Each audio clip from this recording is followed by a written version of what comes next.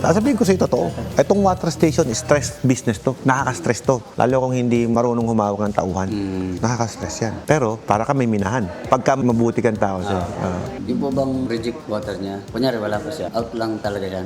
Tapon lang. Reject yun eh. Hindi pwedeng may valve yun eh. Tapos kung may partner na ganyan, kailangan may sarili siya. May sariling tangke. May kasamang tangke yan. Mga ganun din. 1,000 mas maganda. Nag-laundry ka din? Hindi na, kunin mo na. Hindi sir, Kahapon, yung client ko ganyan din eh. Sir, package 4 lang muna. Pumirma ng kontrata, sir. Package 4, deal na kami. Gawa na yung kontrata, pag-upo ko rito. Bakit hindi package 5? Eh, sir, kasi nag-isimula pa lang kami eh. Taga Benguet to eh. Taga Bontoc province eh. Gusto lang namin subukan.